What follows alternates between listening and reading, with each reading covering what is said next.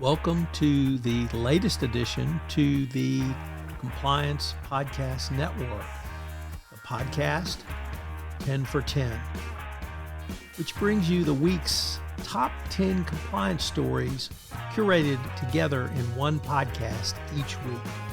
Tom Fox, the voice of compliance, brings you the compliance professional stories you need to be aware of at the end of your busy week. Sit back and in 10 minutes, hear about the stories every compliance professional should be aware of. Every Saturday, 10 for 10 highlights the most important news, insights, and analysis for the compliance professional, all curated by the voice of compliance, Tom Fox.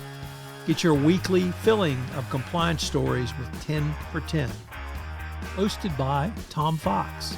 10 for 10 is a production of the Compliance Podcast Network. First, a word from the sponsor of the Compliance Podcast Network for this month, Ethico. If you're a compliance officer, middle managers are crucial in getting your programs from you to your frontline employees. But how do we activate those managers and get them on our side? Ethico's new Middle Manager Toolkit equips you with the skills needed to empower your managers, to promote a culture where ethical behavior thrives and employees feel empowered to speak up. Learn how to turn frontline managers into ethical leaders with our new white paper, Empowering Middle Managers as Ethics Champions. And did I mention you can get the whole toolkit for free? Head to ethico.com to download the full toolkit today.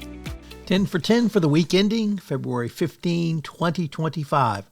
I hope you had a glorious Valentine's Day with your wife, spouse, significant other, girlfriend, boyfriend, or partner. Our stories today run the gamut. We begin with the SEC, which is looking to muzzle shareholders by now that the commission is under GOP control. It will make it easier for companies to shoot down shareholder proposals on hot button issues. What's a hot button issue? Well, of course, that's open to interpretation, but you can see that the SEC will evolve its role from protection of shareholders and investors to protection of corporations.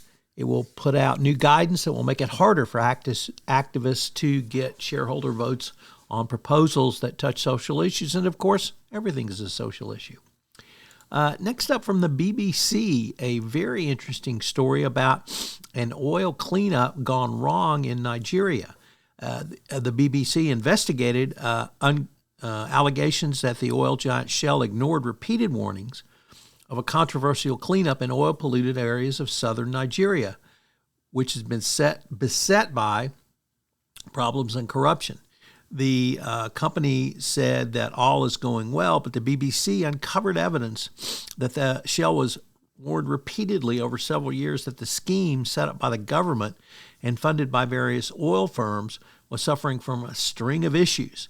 One observer described it as a con and a scam that wasted money and left the people of the Niger Delta devastated by the impact of oil pollution. Shell told the BBC the operating environment in the Niger Delta remains challenging because of the huge scale of theft. Blame it on the people. In an ongoing story that is still developing, the acting U.S. attorney for the Southern District of New York has resigned rather than sign a dismissal for the DOJ's purported dismissal of its case against Eric Adams. She said that the evidence was clear and that she was instructed to do so by the number 2 email Bove in the DOJ. She resigned and posted a lengthy letter explaining her reasons and explaining why the action was an illegal order. Bove said that any order that Superior gives is legal and said that she was not doing her job. Of course, this has to go to court, so it's going to be interesting to see what the court does with all of this going forward.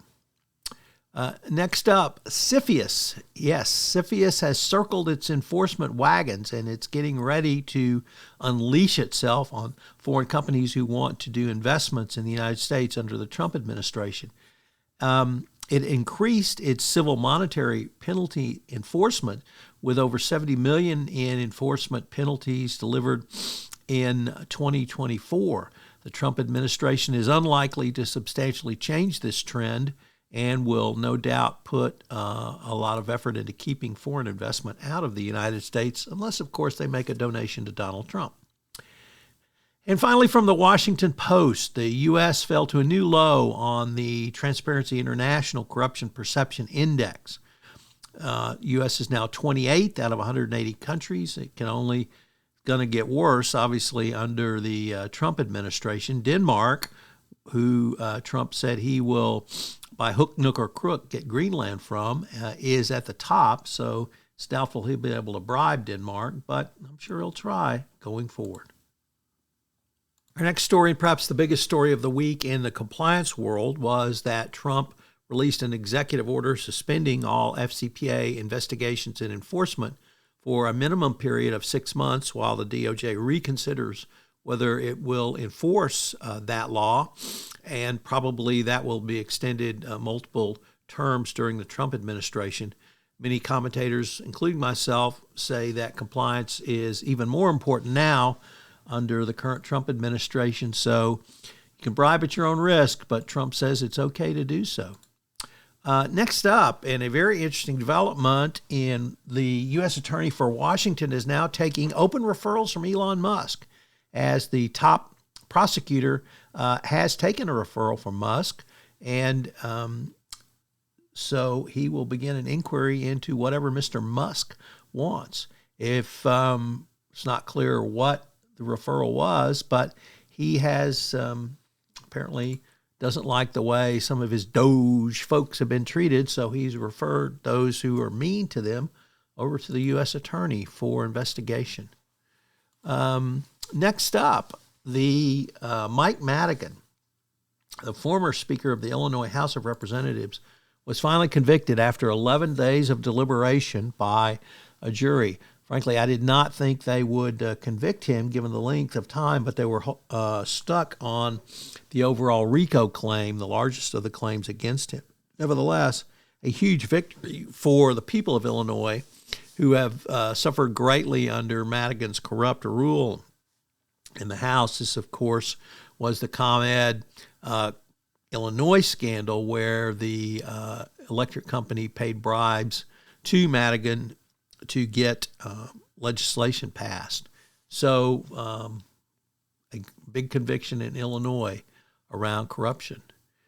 Next up, from Bloomberg, McKinsey is debating whether it should continue doing work in China because of the risk that is now posed with Trump's tariffs and other anti-competitive measures. Of course, potential FCPA, or I should say Chinese corruption risks, exist, and the Chinese government is very aggressive in attacking corruption. So McKinsey is debating whether they should do business in China, pull out of China, not go forward, and it's a discussion I think every company needs to have. And finally, from the New York Times, the CFPB has been ordered to cease all supervision and examination work. Yes, the Trump administration ordered a U.S. agency to basically stand down and not do anything. And to top it off, they've created a whistleblower line for financial institutions or others with a grudge against the CFPB to report if this stand down order has been violated. So if you wondered about the DOJ whistleblower program, it's now to report on the regulators. If you've never done so, I'd ask you to check out the Sunday Book Review, which posts Sunday morning at 7 a.m. Central Time, where I take a look at 4 books dealing with topics which relate to compliance and ethics. So check out the Sunday Book Review on the Compliance Podcast Network. For 10 is a special production of the award-winning Compliance Podcast Network. As I mentioned at the start of this podcast, our network sponsor is Ethico, and they've got a great new service offering for you, a middle manager's toolkit. We've linked to it in the show notes, and it's available to you at no cost. Many companies struggle with getting information to middle managers, which allows them to be the first line of response in a speak-up culture, and Ethisphere has answered this challenge by putting together a middle manager's toolkit. Check it out in the show notes.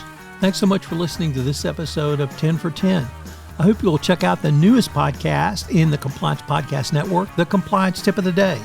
In Compliance Tip of the Day, I give a 5 to 8 minute summary of one tip that you can integrate into your compliance program or put together for greater compliance program efficiency.